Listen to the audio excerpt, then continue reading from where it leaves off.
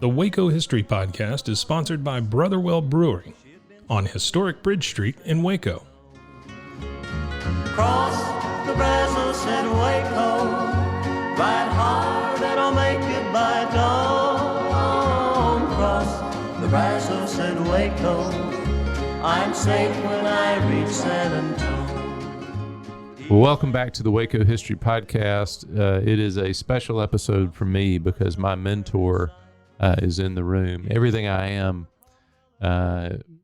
is divided on the timeline of my life is pre-Jim SoRelle and post-Jim SoRelle. And so I've got Dr. Jim SoRelle, longtime member of the history department at Baylor University, recently retired, enjoying life. And so we talked about him coming on the show. He's a native Waco, and he's researched a lot of elements related to Waco's past. But in a passing conversation once, we talked about him reading what is one of the longest novels in the English language written by Madison Cooper. And so I'm going to leave it to Dr. SoRelle to tell us, what is Sironia, Texas? Sironia, Texas.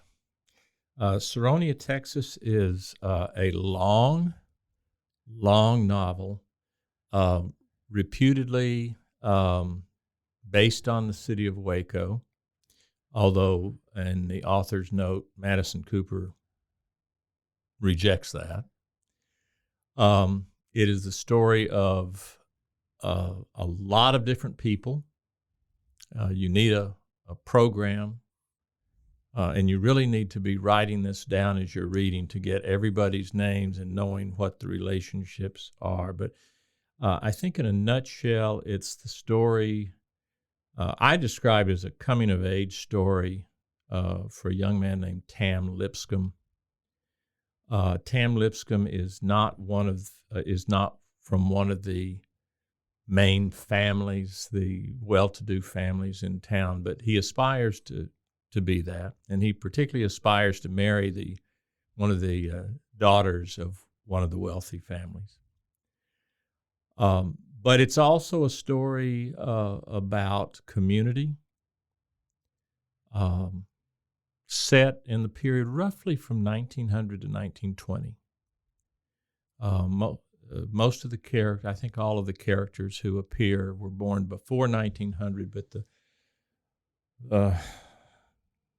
the two volumes cover that period. They get to 1921 or 1922. Mm-hmm. And I don't know how far you want me to go with this, but it was published in 1952. It won the Houghton Mifflin Literary Fellowship Prize from the publisher. There were about a dozen books that had won that award. So it was respected certainly by the publishers. Mm-hmm. I'm not sure it got the readership that Madison Cooper might have expected, but it over 1,700 pages, that's maybe explicable. I remember my students always cringed if something was over 200 pages. I took this book on because it was on the shelves in my family home from the time that I can remember. Mm. I was born 2 years before the book was published. Mm-hmm. And so I always saw this, and I'd ask my parents when I, got to the point where I was inquisitive enough to ask about it, a little bit to tell me, what this was about. And they basically said what everybody says. It's a book based on Waco, life in Waco. And that's about where it stood. And mm-hmm. and when my dad passed away in 2010, I inherited a good part of his library, including this 2-volume set of Sironia. Mm-hmm. In the midst of COVID, it took a worldwide pandemic, and in the midst of my retirement, I'm gradually working through all of the books in my library and others that I haven't read, which is substantial. Much of my office library is sitting in boxes in my garage. Yeah. And I'm hoping someday to weed through most of that. But I noticed one day, going through my dad's stuff, hopefully for a final time, here's Sironia. I said, I'm going to read this.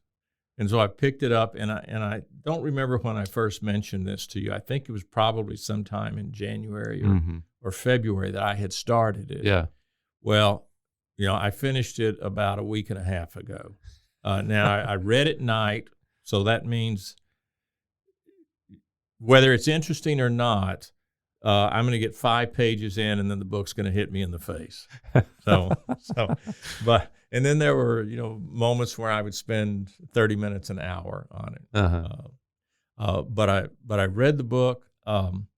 Parts of it were incredibly enjoyable.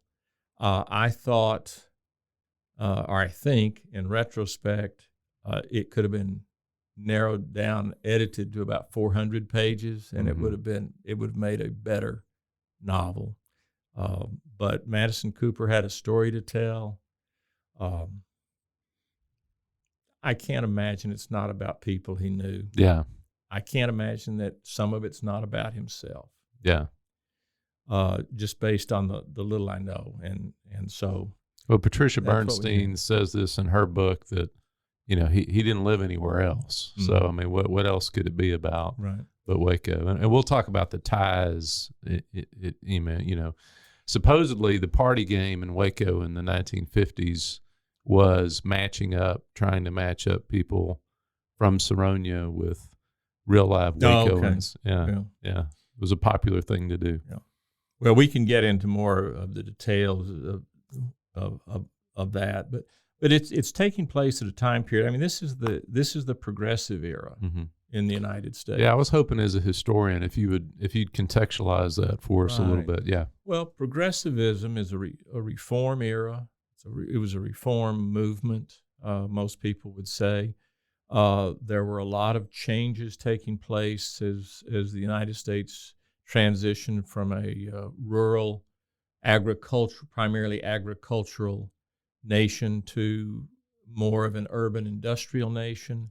1920 is the first time, I think, in the national census where a majority of Americans are living in places of over 2,500 people, which kind of constituted a non-rural area. Yeah. And so that transition is very powerful for a lot of folks, particularly for people who had earned their livelihood in the soil. In the South, the transition from kind of plantation agriculture prior to the Civil War and even a little bit after, that comes into play in this novel. Virtually all of the patriarchs of the families fought in the Civil War on the side of the Confederacy. But by the time you get to the 20th century, it's a new era. There is an effort to place some restrictions on the rapid growth of corporations that some would argue, certainly the progressives argued, had become overly powerful and resistant to the best interests of the people en masse. And so I think we see a lot of this. This march of progress is detailed in some various ways as people are moving from farming to mercantile establishments. A lot of the old families who owed their wealth to the plantation, really, are losing power. And so the main families that are detailed in this book don't have the authority that they once had. They have reputations that they try to hold on to. They see themselves as natural leaders, but they don't control the politics of the city for the most part. They're living out their lives, and instead is coming this entrepreneurial class of middle class business people. The Lipscomb family is one of those families. Marshall Lipscomb owns a department store, and by the end of the novel, his son Tam Lipscomb has taken over that establishment, and he has become a major member of the community. Mm-hmm. So if we needed to connect Tam Lipscomb to a Wacoan, is it probably Madison Cooper? I mean, it could be, but I have another option for Madison Cooper. Okay. Really, yeah. Again, amongst the many characters. Well, before you tell me that, why don't you tell us who Madison Cooper was? Madison Cooper, and as a caveat, I'm not a specialist in the history of Waco. I mean, I grew up. You've here. done an independent study in the history of Waco for many years. That's right. It's a participant observer, but there are a lot of people, and many of your listeners will know a lot more about Waco's history than I do. But Madison Cooper came from a prominent family. His father was a local grocer, I think, owned I guess a fairly well established grocery business. Which is the business he went into. He participated in the First World War, came out as an officer, I think a lieutenant or a lieutenant colonel possibly.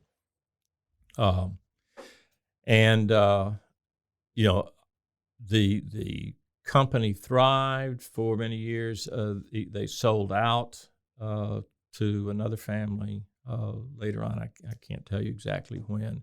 And I think he basically set up as kind of a reclusive writer. I think there were a lot of Wacoans who didn't even know that what he was doing in that big house. Up in the home of the Cooper Foundation. That's right. That's right. Corner of Austin and right across from the library. I think. Yeah. He was a bachelor. To my knowledge, I don't know, maybe never considered marrying. I don't know. You can read into that what you will. There's some characters in the novel, I think, that are reflective of his life and in the way he lived it. And then he died in 1956, I guess. So 4 years after he had written another novel that was going to be part of a trilogy, I think. That was not well received, and there was a lot of critique of Sironia as well. Yeah, I've compiled some of those here. And they're colorful critiques. Yeah.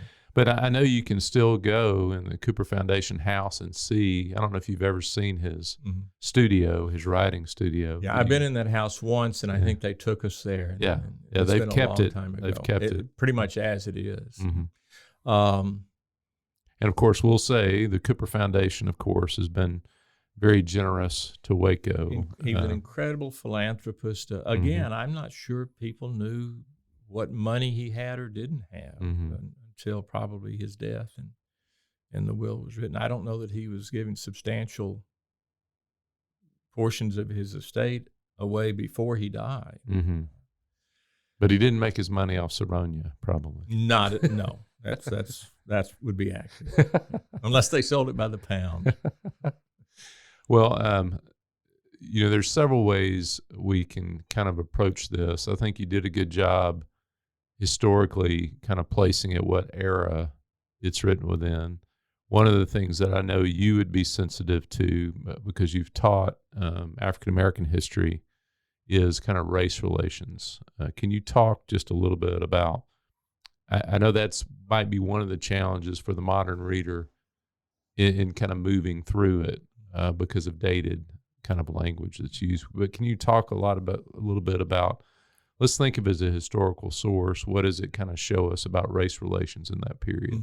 Yeah. Well, I was struck because I didn't know going in that this is what I would find. But there is a very careful delineation not only of the white community in Sironia, but also the African American community. Now, to be perfectly candid, most of the black characters in this novel are servants of one form or another. They are servants in the homes of the so-called Hill families. There are these 3 families, actually 4, but 3 main families that live on they call them hills by their family names. So there's Thaxton Hill and Starrow Hill and Hayden Hill. That's how the book is divided, right? Yeah. There are 4 parts to the book, and each one is one of these hill families. And the 4th book is Lipscomb Hill, which emerges over the course of the novel. And a lot of the story is told by the African American characters through this kind of grapevine. You know, things are revealed about various incidents, about various individuals, about, you know, characterizations of people through the African American characters, which I find, you know, a very positive thing.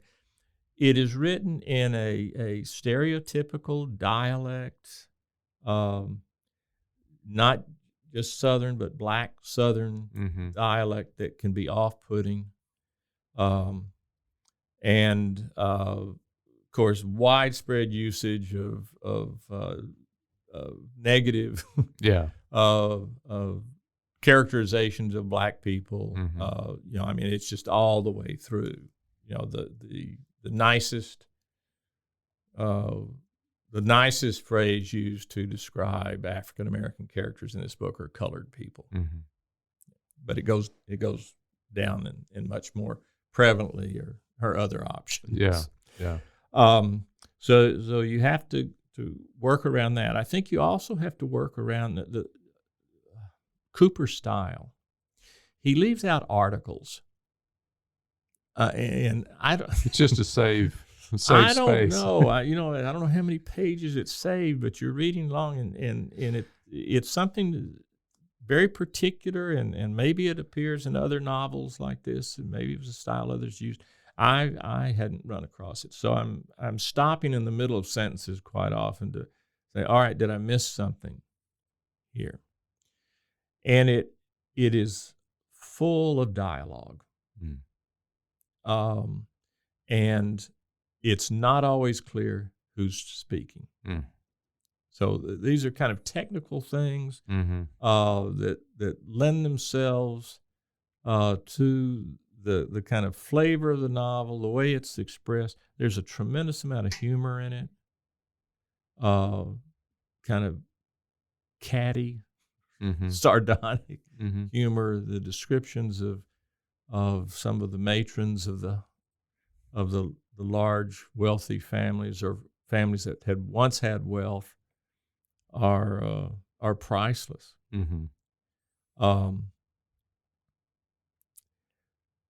So I think, you know, as I'm envisioning these characters, particularly in the African American community, virtually all of them are working class. They are of a servile class. So there's this. There may have been a transition from rural to urban, but there's still from slavery to freedom is a very short span. But it is a critical component of the novel because there is, again, to my surprise, not knowing anything about the novel, a tremendous amount of discussion of interracial relations kind of behind the scenes, in which the male members of the main families have all participated. And in fact, it's almost African American women are used as a sexual learning experience for young men in the town. And everybody knows about it. There are two of the characters in the book, Jared and Leah, who are described as mulattoes. They're very light-skinned. They could pass as white. And in Leah's case, she looks, physical appearance, exactly like one of the cousins, one of the female cousins from one of the families. Okay. And there's a reason for that. And so those things are rather intriguing, and that he he picked up on this, I suspect, from some kind of experience that he'd had within the community and possibly himself. I just don't know. You know, the novel, as you talk about the tone of it, the novel that some may bring to mind is kind of a Gone with the Wind sort of. I mean, is it nostalgia here? Is it tell all? I mean, what do you get the sense of the tone that Cooper's writing about, particularly these families? For the Hill families, the Starros and the Haydens and the Thaxtons, at least for some of the characters, there is this nostalgia for the Old South, for the lost cause of the Confederacy. One of the characters, Charles Starro, he goes off to war, becomes back an officer. I kind of think Charles may be, okay. In fact, maybe Madison Cooper. In fact, I did what all good historians do, and I wanted to find out more about Madison Cooper. I went to Wikipedia, and which you banned your students from using. Yeah, just tell them don't use that stuff. But there were photos of Madison Cooper, and what struck me was my image of Charles Starro that I had created in my mind over the course of this novel looks very much like Madison Cooper. Wow. Oh, interesting. In terms of the way he dresses. Yeah. I mean, Cooper had this kind of well-known manner of kind of dressing down. He wore a flannel shirt and khaki puttees. And that's, when I saw it, I said, that's Charles. And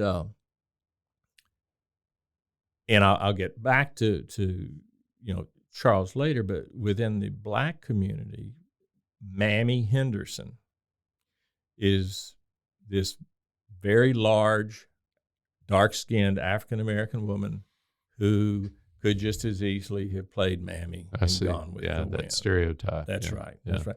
And she is full of love for everybody and good humor, and she takes care of everybody's kids, and she worries a lot about everybody, and she's a good God-fearing woman, and she's Hattie McDaniel, and again, that image that you draw of these characters as you're reading, that's kind of where she stands. So that kind of stereotypical role, but there's always, within every stereotype, there's some kernel of truth and accuracy and portrayal, and she's very caring for the families that she takes. They are her families, and she is, in certain ways, as are all of the house servants.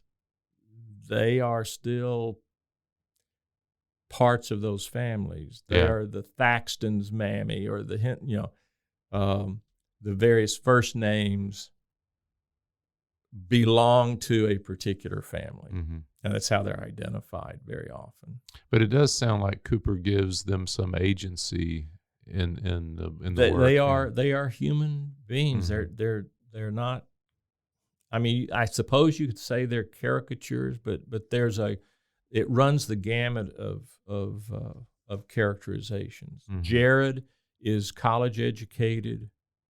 He goes off to Chalcedonia College, which is 20 miles north of Sironia. I don't know where that would put him. Yeah. And I think Chalcedonia College has been endowed by Tom Bly, who is one of the other families, but he's kind of on the outs because his father was an overseer on the Starro plantation. Okay. And there is some discussion amongst the Thaxtons and the Starros and the Haydens that somehow Tom Bly stole the plantation and the wealth away from their family. It's unclear that he blackmailed them, which probably means that that whichever patriarch of the family was involved in something that he shouldn't have been in and didn't want it known. Mm-hmm. But there's old Tom Bly and then young Tom Bly, who is still living through most of the novel, and he is fairly much detested within the town. But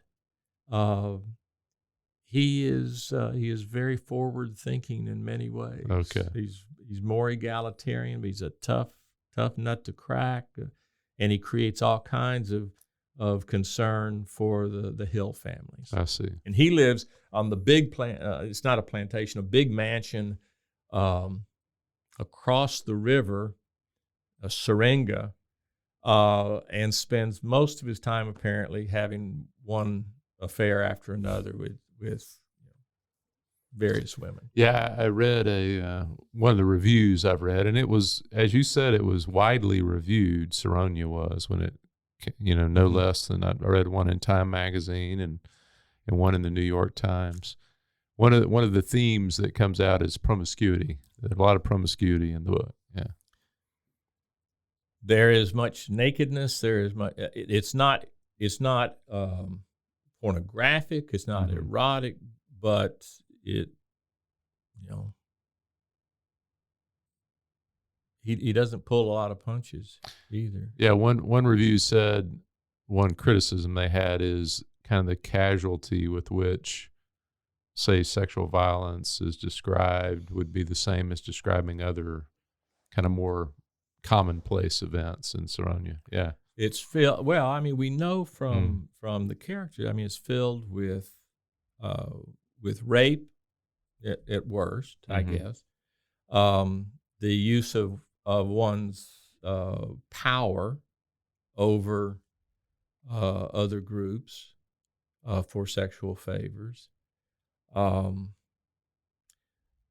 There is a very clear depiction of the reservation, the legalized prostitution area, and in fact, it's located on 2nd Street. Oh wow! And the main house is at 222 2nd Street until it's burned to the ground. Isn't there a Molly Adams sort of figure? There are, yeah, and it's a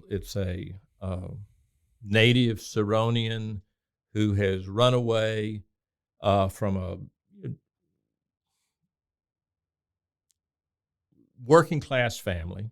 We'll say that. I don't think poor white trash. They're his poor white trash described in the novel. But she comes back, and it sets up as the madam of this brothel. Okay, yeah. So just referring to we did an episode on the reservation, which was the legal prostitution district in Waco that ran from the 1880s up till World War I. So you can go to that episode if you want more context for that. Yeah, I mean, if you start pulling at anchor points, if you want to connect this to Waco, there's a lot of little anchor points in there. It's hard to miss. As he says, and he's got an author's note. He says, the source of numerous incidents here will be recognized by friends. And he says, all characters are fictional. Any similarity is coincidental. But he says, Sironia is a composite of many Texas towns 30 to 50 years ago. Well, they didn't all have a reservation. Yeah. And then the last line of that author's note is, nor is there anything here which can rightly cause anyone embarrassment or concern. I would take issue with that. I think that probably there were a lot of uncomfortable Wacoans. Yeah. If they read this book or found out, what was in it. Yeah, and I don't know that I've seen any of them speaking publicly. Obviously, this would be among polite society. They would whisper around who was this and who was that. So I think the reservation was real. The woman who comes back and again names. Some of the names escape me, but I'm amazed, Jim. You're not looking at notes here. You're remembering these names. She left town because Jed Hayden, who, one of the big families, the young man of one of the big families who had one assignation after another. And they didn't have to be married, but they could be married. They could be married to somebody else, and those husbands weren't going to do anything to Jed Hayden because he was the son of one of these families. Well, Jed Hayden was in love with this woman. I think her name was Lorraine Lane. And his family wasn't going to let him have anything to do with Lorraine Lane. She leaves town and then comes back as the madam of this brothel, and she and Jed take up with one another once again. So, and to get back at her, some people in the town burned the place down with her in it. Yeah. That was the other note, is the violence. Yeah, lots of. Yeah. Well, and that's the least. Yeah. Yeah. I mean, there is, again, talk about the kind of authenticity of what Cooper's writing about. There is a lynching scene that is, in not all of its specifics, the same as the Jesse Washington lynching in 1916 and the Jesse Thomas lynching in 1921, I think. But it's not just a hanging; it's a mutilation, it's a burning, and it is done to a young black Sironian who has joined a vaudeville troupe and has become very successful and comes back to Sironia to be recognized for his role in promoting the city of Sironia, and some of the local leaders of, essentially it's a Ku Klux Klan group, set him up to claim that he has slept with this white woman, and that proceeds kind of step by step to this lynching scene, which is very powerfully written. Mm. Yeah, that's Benny Henderson. In the right. novel, and you also get a little bit of Jules Bledsoe. Yeah. In there, exactly, as far as a local artist that makes great. Yeah. Right. Yeah. Right. We were talking about violence. I mean, there is spousal abuse. There is fairly easy physical aggression against wives who don't do exactly what their husbands tell them, and this is on both sides of the color line. I wanted to ask about. I just thought about this, and just reading a work of this length. You've read a lot of writing in your time. What is the experience of reading something this long? And I mean, is there maybe how that works for him or how it works against him to just have something this long? It's hard to keep up with things. Mm-hmm.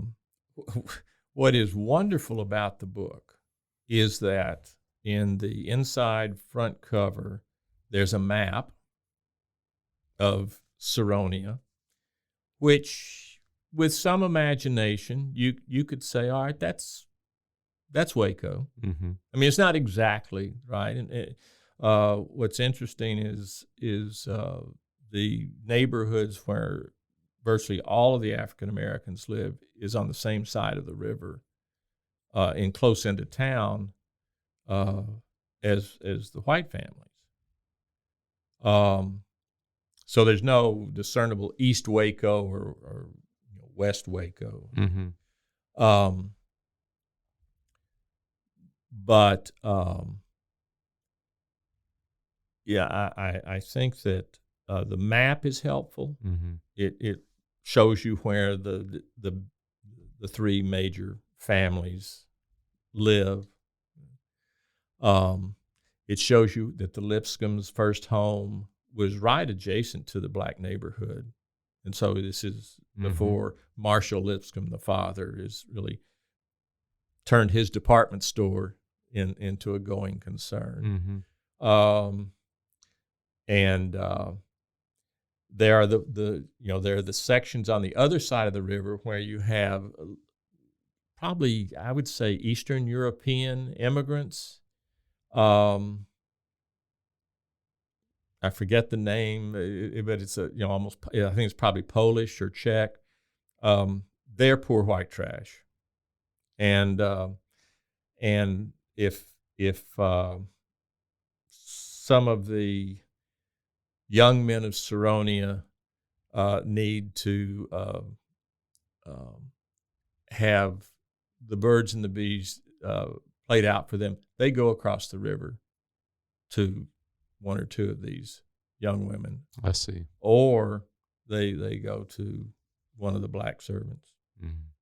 Yeah. There's also, I saw a family tree. That's also in That's the other great thing. Yeah. But it's almost as complicated as the novel. I mean, and it doesn't show you everything. Now, the genealogy is interesting. One of the things you may have noticed this too, and maybe there's an explanation for it. I'm not sure. It describes the kind of the founding family. Was Alpheus Reardon, who married a woman named Restraint Calvin. Restraint Calvin, and then in parentheses it says that Restraint Calvin was a religious extremist. So you wonder about the name Restraint. But this is a genealogy allegedly drawn by Cornelia Hayden, Nelia Hayden, with the assistance of Millicent Thaxton. Millie Thaxton is her aunt, and the grande dame of the Thaxton Storrow. She's her mother, I think, was M. Sironia Reardon Storrow, and then she's a Thaxton, so she's a Storrow Thaxton. So there are characters in here that are described as I think it's one of the other aunts is Carrietta Storrow Thaxton.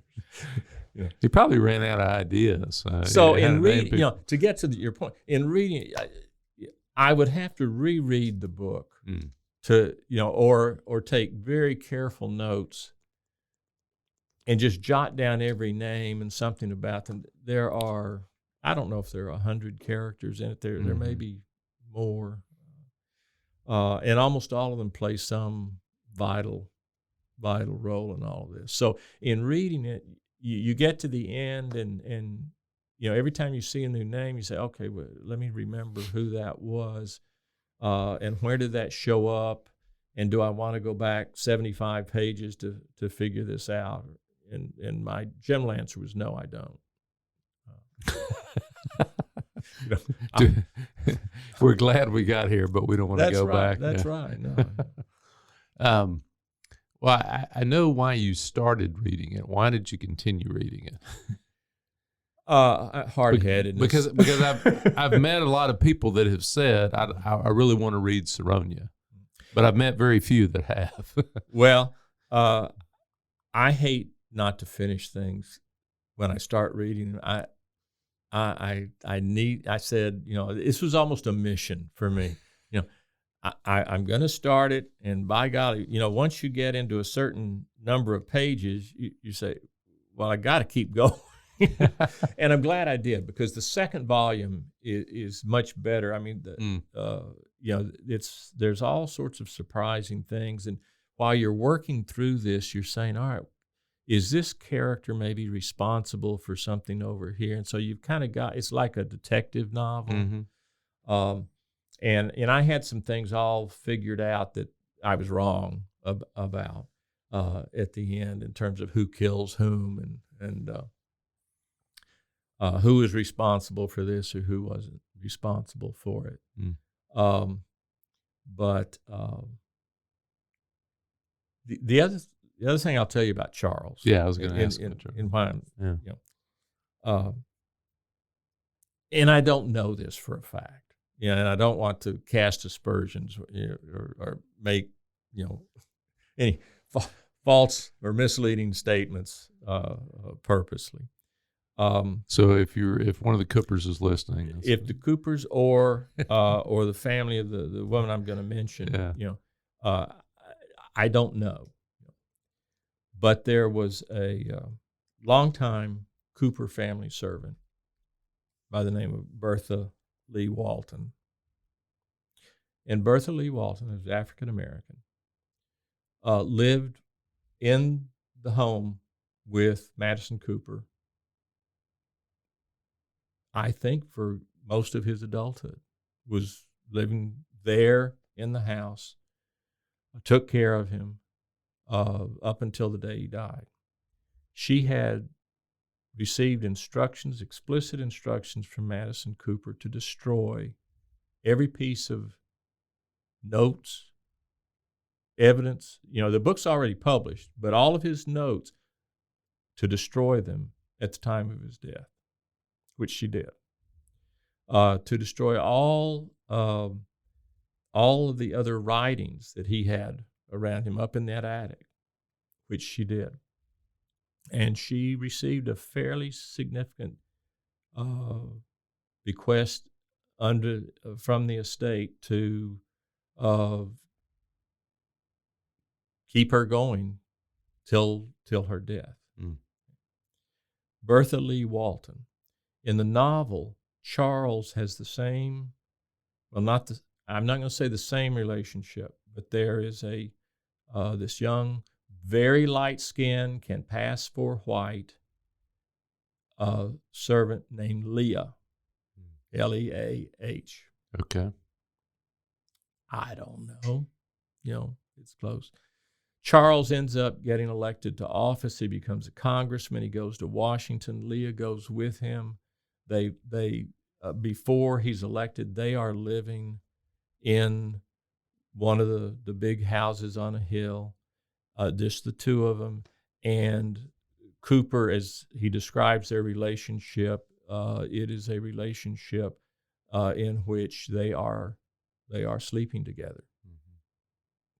Mm-hmm. They are not married, but he has no other women in his life.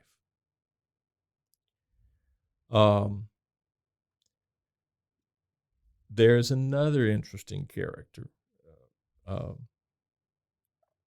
Aunt Millie's son, Lancelot, and Lancelot, I think it is fair to say, is a victim of what is described in the novel as the Reardon's curse. And the Reardon's curse is that in these three main families, everybody marries everybody else. It's cousins marrying cousins, mm-hmm. First cousins marrying first cousins, second and third cousins, if there's no first cousin around, it seems. Well, Lance, unfortunately, appears as mentally challenged. One assumes, and it is described in the book, he was a victim of Reardon's curse. Mm. Two first cousins married. Mm-hmm. I'm going to read a passage. Oh, please do. How many pages long is it? It's short. Okay. Ish. But it's apropos what we're talking about. Great. All Thaxton men were handsome, tall, and courtly. And understandably, if unfortunately, the Thaxton women usually looked like the Thaxton men with dresses on. Impressive, even regal, they could never have been considered beautiful, except, of course, Miss Millie. Born of another Hill family first cousin marriage, she just didn't look like any Thaxton anybody'd ever heard of.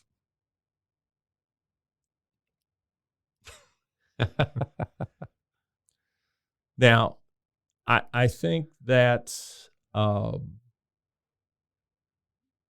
people who are knowledgeable of Waco history know that there are families in which members of this family married this family, and Yeah. it's the same names that pop up. Yeah. Yeah. And I think that's clearly what Cooper's Cooper's talking about. They all look alike because they're all the same family. Yeah. They have different names. Interesting. And Millicent Letitia Thaxton, Aunt Millie, is this grande dame who hosts soirees, I think the first of every November. And she controls everything that happens in those gatherings. There's a receiving line. She has everyone lined up as to, whose hands they will shake when. Her son is Lancelot. Okay.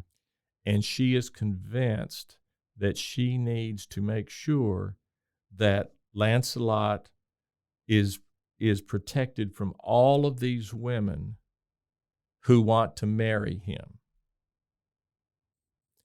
Now, what Lancelot is foremost interested in is fishing and mowing lawns. I mean, through both volumes, when you see Lance, he's going fishing or he's mowing a lawn. There seems to be no interest in any of the women who are potential wives for him. Now, by the end of the novel, Miss Millie has finally given up this notion of getting Lance married. And the reason is he gets so frustrated with her and angry that he rushes off one night, and when he returns home, he bringing with him are one of the servants, Josie, who is described as almost 6 feet tall and very dark-skinned, and 2 young children, one 10 years old, one, 5, 6, who look just like Charles. I'm sorry, who look just like Lance. Okay. Lance is not interested at all in any of the young white women who are aspiring to marry into the Thaxton family, because he has his family. And at that point, Millie just, she gives up and starts worrying about getting Charles married. Yeah, I looked, because that is the last line of the novel. The last line is hilarious. Yeah. Yeah, you want to read it for us? Well, let me set it up, okay, if you don't mind. Yeah. So I just said a little bit about Lance. Yeah. At the end of the novel, Aunt Millie dies, and she has made her has distributed her resources through her will, but there are a number of items that are particularly special to her, pieces of jewelry and one thing and another, that she has explained to the attorney. They are to be laid out in Thaxton Hall, and the people who are particularly close to her will be allowed to come in after her funeral and select one item to keep. And she's even designated, she's given a rank order of who starts first and who's last in line. Well, Lance is first. He's her only child, her son. So Lance is brought in. His cousin Cornelia, has schooled him, because there's one particular piece that has some value to it, and she has decided this is what Lance needs. That this is the piece that Aunt Millie wants him to have. And so they've gone over this. He's seen every piece that's laid out, and she says, okay, and she comes in as they're getting ready to do this, and she tells someone, okay, I've got him all, he's all prepped. They take him in, and he looks at everything around, and Neil, and he's just looking around and not doing anything. And Neil says, I can read it if you want me to read it. Okay. Read it, yeah, from the novel. yeah. Now, Cousin Lance, Nelia was trying to will him to repeat the words that had been practiced. Is this what you want? She lifted the sunburst. When we were talking this afternoon, remember, and I told you could have anything you wanted. Oh, anything? I'll take the lawnmower, please. I closed the book happily, but I was in fact laughing very hard. That is a priceless last sentence. As you reflect and being a historian, everything has a thesis. So, I mean, what is the thesis here? I mean, what do you think ultimately, if Cooper's trying to say something? Obviously, he's trying to entertain, but he's trying to say something as well. Well, I think there is a send up of the former families of great wealth. Mm-hmm. They are all deeply flawed. Mm-hmm. I mean, say we're all deeply flawed, but he goes out of his way, and in taking particular heat from his pen are the women, the matronly women who want to maintain this notion that they are the important families. Mm-hmm. In truth, Aunt Millie, for example, Marshall Lipscomb, the department store owner, mm-hmm. was deeply in love from an early age with Millicent, wanted to marry her. Her family would not allow that marriage to take place. This classism and, who the right people are. Yeah. That's who, and so she ends up marrying Calvin Thaxton, who is very good to her, but he runs around all the time behind her. Well, not behind her, but she knows it's happening. But she also, loves him. But she always, one of the pieces of jewelry she always has around her neck is something that Marshall gave her long ago. Mm-hmm. And every time there's a problem, she calls for Marshall to come talk to her and help her out of it. Well, Tam Lipscomb, Marshall's son, has the same problem with Cornelia Hayden. Cornelia's parents are dead, but her brother Jed, who's about 18 years older, will absolutely not let her think even remotely of getting involved with Tam Lipscomb. Mm. He is beneath us. It's pretty clear that she loves him. He's deeply in love with her. About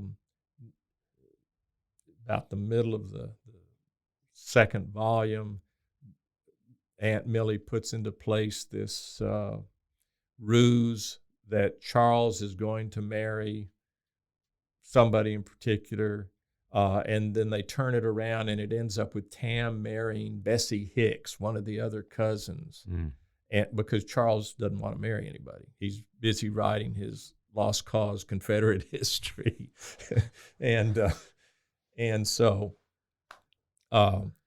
Tam marries Bessie. He does it really for the good of the Hill families, but he remains deeply in love with Nelia. And near the end of the book, she's assaulted by the son of a local judge, and is killed actually by Jared. You got to know who's on first.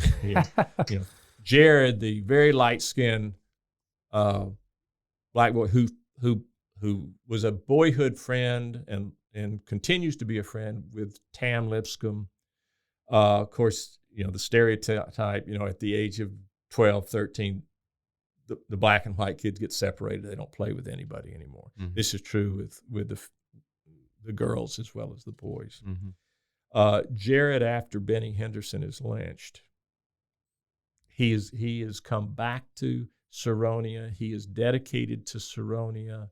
He wants to stay in Sironia.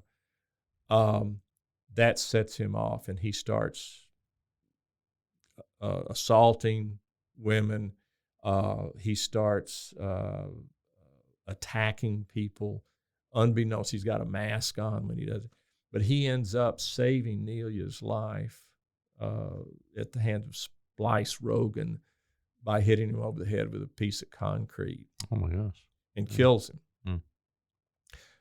And then it gets blamed on this other black character named Booger Jackson, who is a ne'er-do-well. There's not a decent bone in his body. Jared's already killed him. I'm probably telling too much for all the people who are going to read this novel now. Come on, they had 70 years. And then Jared commits suicide, so that people will think that it was Booger Jackson who killed Splice Rogan. Yeah, so when the Time Review says the flood, which of course would be, not that uncommon in Waco, several murders and suicides and a castration party. Mm-hmm. Whorehouse burns down, of course, the lynching, and so just all the things that pop up that are wild throughout the book. So yeah, can I say something about the castration? Yeah, I don't know what that is. Well, it's the woman who comes back as the madam of the brothel, mm-hmm. Lorraine Lane, comes back, and she has with her this very large bodyguard, basically, mm-hmm. named Bludgeon, and Bludgeon has been with her. She got into the prostitution business in Louisiana and built up a reputation there. And that's where the two of them met. I think it's in protecting her or something, he was grabbed by a mob of guys and castrated. Very good-looking guy. He's always with her. Well, they go out to California, to Hollywood, and he changes his name to Con O'Cliff, and becomes a major silent screen movie star. Oh, wow. Yeah. Yeah. But every woman who sees him says, oh, there's this big hunk of a guy, mm-hmm. and they don't know, the backstory. Mm-hmm. So you've got some motion picture stuff, and you've got, technological innovation, and mm-hmm. that ties in kind of, with the Benny Henderson stuff on mm-hmm. the transition from the vaudeville stage to the movie screen. The the characterization of Cooper, as you kind of read this and try to get inside of his head. I read one interview in the New York Times that was done with him that kind of depicted him as a Jekyll and Hyde kind of character, mm-hmm. that he was kind of laboring away during the day at the grocery store, as being a bit mild-mannered, and then ascending the stairs at night and working on this kind of tell-all sort of, because his family wasn't old money in Waco. I mean, they were fairly new money in Waco. And so the vitriol that you're talking about, what it's pointed at, would have been the old money sort of matriarchs and patriarchs in Waco. So what is the feeling you get of, you didn't know Madison Cooper, but how do you get to know him in this book as far as getting a sense of the author? Oh, that's a great question. I think my answer is it depends on who you figure out Madison Cooper is. Mm. And as I said, I my suspicion is he's more of the Charles Storrow character. Mm-hmm. And yet Charles Storrow goes off to Washington, D.C. Well, Madison Cooper didn't do. But Charles is very reluctant to get involved in politics. The only reason he gets involved is because Judge Rogan, who wants the the seat as the congressman has the backing of the Klan, and Charles has, some sensibility that that's not a good thing for the town of Sironia.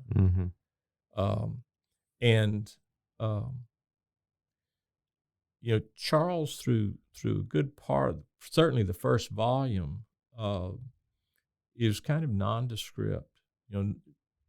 He keeps to himself.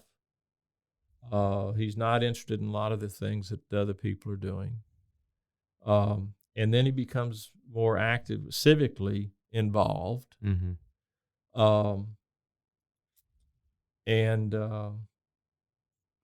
makes a name for himself. And I don't know that that's Madison Cooper.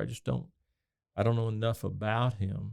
It seems to me that he's leading a fairly secretive life. I read some blurb that said, nobody even knew he was up in that attic writing. Yeah. Any of that, which must have been thousands and thousands of pages. 840,000 words is the. I can't contemplate It's that. hard to wrap your mind around. I pulled this from one review. This is from 1952. One of the newest novelists to arrive on the Texas landscape is Madison Cooper of Waco, and he has come in like an oil well and come in big. Novelist Cooper is crude, all right, and he is such a wasteful gusher that it seems scarcely worthwhile capping the flow between the covers of a book.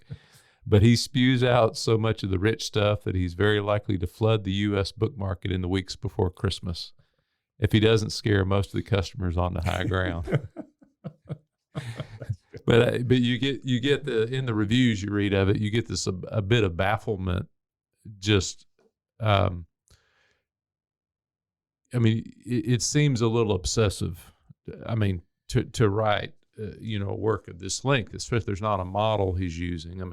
It is reminiscent of some of these old South sort of books that had been written, but I guess he had something to get off his chest. And I think it's true of all novelists. They create characters, but often often the characters they create are part of them or they're people they know. Yeah, they don't fabricate these things or create them just out of thin air. And so it's interesting in retrospect to think, well, what was his relationship with the city of Waco? How did he feel about his place in that community? Was he well received? Was he apart from even though coming from a solid family, I guess. But clearly he had something to say, and he didn't want to limit it to a 400 or 500 page novel, which I'm not a literary critic, but I think he would have been better off doing that. Yeah, I told Mike Hamilton, our producer, that we need to do an audio version of this book, which it does not exist. Are there some other passages that are kind of your favorites? I started to go back through and I found that one about the men looking like the women, and then the Lance line. So there probably are these 2 or 3 words. He does some of the same thing that Sinclair Lewis does. If you've read Lewis's Main Street or Babbitt or Aerosmith or any of those, he will have one of the characters say something, and then kind of as an aside or as an observation of what has just been said, the author then tells the truth. And it has no connection with what that character has just said. So it is it is, all right, here is their version of it. Here is mine. So, Aunt Millie, cousin Carrietta, virtually every character, finds himself at some place in this novel where they have made some declarative statement, and Cooper comes in behind him and in just a phrase or two, just says, "Don't believe anything that they're saying there." So that lends a question. I mean, is the author the main? I mean, who's the main character in Sironia? I think the main character is Tam. Mm-hmm. And Tam's interesting. He's in many ways he's not all that interesting a character. Certainly in the first volume, the first two parts, because virtually all of that time is him spent trying to lose his virginity. And and that takes a lot of pages. He tries hard, and you got to I mean, he's got lots of options. There's there's 2 Street, and there these white women, there these black women, and so he's not described as any great attraction physically. He's kind of heavy, but he's just a good guy. And he'll do what people ask him to do, usually for the better. After his father dies, Aunt Millie starts calling on Tam. Again, he replaces his father in that regard, and he does a great job building up the department store business.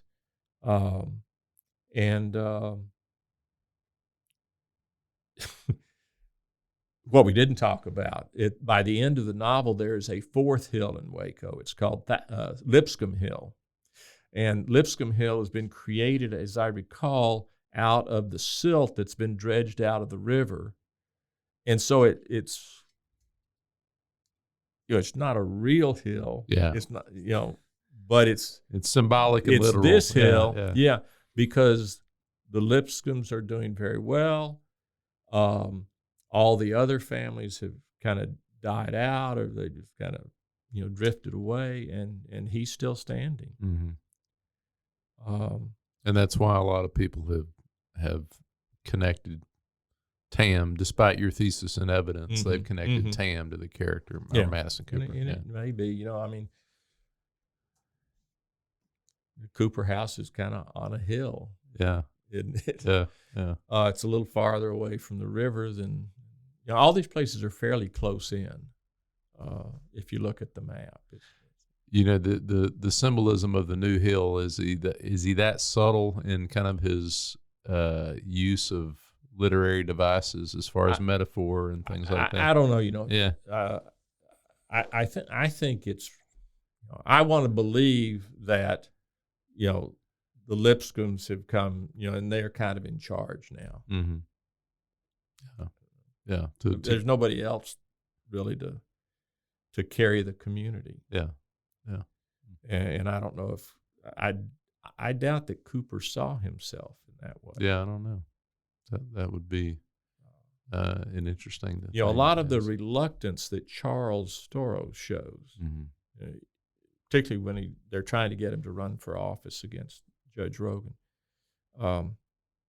that reticence, that reluctance seems maybe more like Cooper, but mm-hmm. I don't know that. I have no. That's just a guess on my part.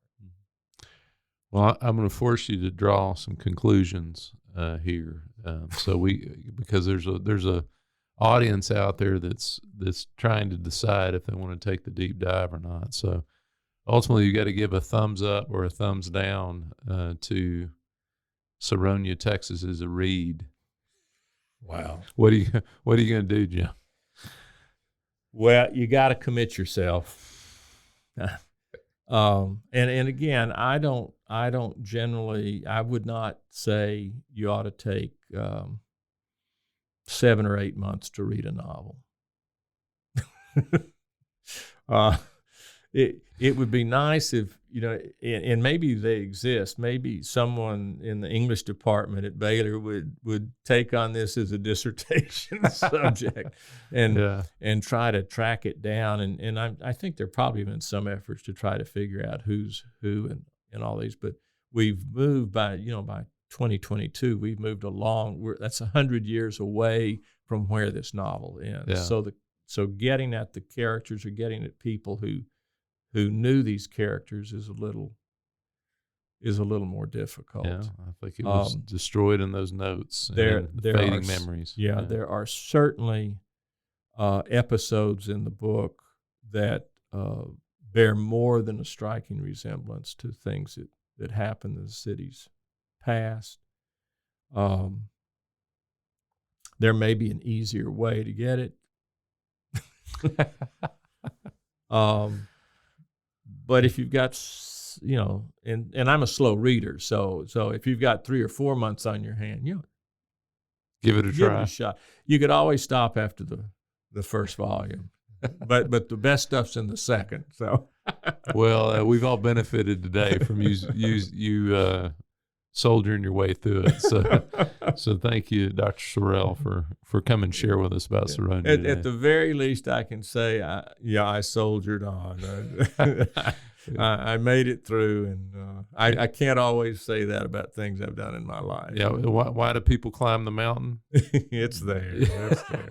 And so what do I do with these books now? I'm trying to clear off my shelves. So the Friends of the Library sale may see a couple of volumes of Sironia. Well, you send them my way. Don't give the Friends of the Library. Okay. Well, thanks, Jim. You bet. Enjoy this. The Brazos and Waco, ride hard and I'll make it by dawn. Thanks for listening to the Waco History Podcast. Like what you heard? Subscribe, rate, and review our show on iTunes so we can reach more listeners. You can find show notes and info on every episode at wacohistorypodcast.com. and more info on Waco's past at wacohistory.org.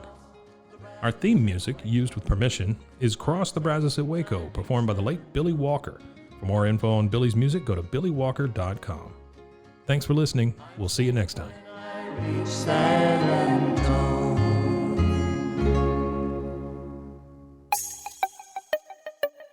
This has been a Rogue Media podcast.